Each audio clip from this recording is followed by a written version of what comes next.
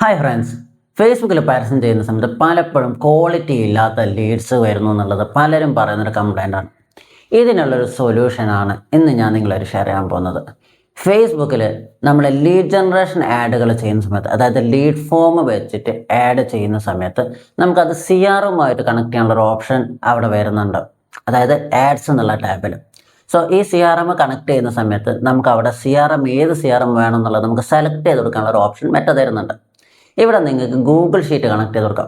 അപ്പോൾ Google sheet connect ചെയ്ത് കൊടുക്കുന്ന സമയത്ത് നിങ്ങൾക്ക് വരുന്ന ഓരോ ലീഡും ഇൻസ്റ്റൻ്റ് ആയിട്ട് ഈ ഗൂഗിൾ ഷീറ്റിലേക്ക് വരും. അതായത് നിങ്ങൾ വേറെ പാബ്ലി കണക്റ്റോ അല്ലെങ്കിൽ സാപ്പിയർ പോലുള്ള ടൂൾസ് ഒന്നും ഉപയോഗിക്കുകയോ അല്ലെങ്കിൽ നിങ്ങൾ ഓരോ പ്രാവശ്യം ആഡ്സ് മാനേജറിൽ കയറി ഇത് ഡൗൺലോഡ് ചെയ്യുകയോ വേണ്ട. ഡയറക്റ്റ് നിങ്ങൾക്ക് ഗൂഗിൾ ഷീറ്റ് വരും. ഇത് ഗൂഗിൾ ഷീറ്റിലേക്ക് വരിക മാത്രമല്ല, ഇവിടെ നിങ്ങൾക്ക് ഇതിൻ്റെ ക്വാളിറ്റി മാർക്ക് ചെയ്ത് കൊടുക്കാൻ പറ്റും. അതായത് ഇപ്പം ഒരു 10 ലീഡ് വന്നു, അതിൽ 3 ലീഡ് നിങ്ങൾക്ക് കൺവേർട്ടായി, 3 ലീഡ് ക്വാളിറ്റി ഉള്ളതാണ്, ഒരു 2 ലീഡ് ക്വാളിറ്റി ഇല്ലാത്ത നിങ്ങൾക്ക് യൂസ്ഫുൾ ഇല്ലാത്ത ഫേക്ക് ആയുള്ള ലീഡ്സാണ് എന്നുള്ള രീതിയിൽ കൃത്യമായിട്ട് നിങ്ങൾക്ക് മാർക്ക് ചെയ്ത് കൊടുക്കാൻ കൂടി പറ്റും. ഇങ്ങനെ മാർക്ക് ചെയ്യുന്നതിനെ കൊണ്ടുള്ള ഗുണം എന്താണെന്ന് ചോദിച്ചു കഴിഞ്ഞാൽ, ഈ മാർക്ക് ചെയ്യുന്ന ഡാറ്റ കൃത്യമായിട്ട് ഗൂഗിൾ ഷീറ്റ് തിരിച്ച് ഫേസ്ബുക്കിലേക്ക് കൊടുക്കുന്നുണ്ട്. അപ്പോൾ ഫേസ്ബുക്കിന് കറക്റ്റ് ഒരു ഐഡിയ കിട്ടും, ഒരു ക്ലാരിറ്റി കിട്ടും.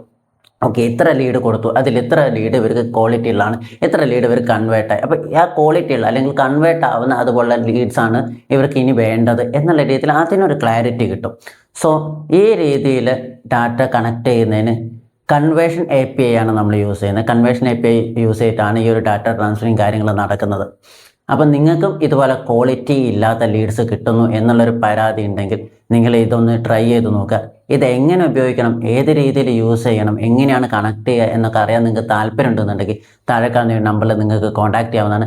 തീർച്ചയായും ഞാൻ നിങ്ങളെ ഹെൽപ്പ് ചെയ്യുന്നതായിരിക്കും. അപ്പോൾ ഇന്നത്തെ ഒരു ഇൻഫർമേഷൻ നിങ്ങൾക്ക് ഇഷ്ടപ്പെട്ട തീർച്ചയായും ലൈക്ക് ചെയ്യുക, നിങ്ങളുടെ അഭിപ്രായങ്ങളോ സംശയങ്ങളോ കമൻറ്റ് ചെയ്യുക. ഇതുപോലെ നല്ല ഇൻഫർമേഷൻസ് കിട്ടാൻ വേണ്ടി ചാനൽ സബ്സ്ക്രൈബ് ചെയ്യുക. ബിസിനസ് ചെയ്യുന്ന, അഡ്വർടൈസിങ് ചെയ്യുന്ന നിങ്ങളുടെ ഫ്രണ്ട്സിലേക്ക് മാക്സിമം ഈ ഒരു വീഡിയോ ഷെയർ ചെയ്ത് കൊടുക്കുക. താങ്ക്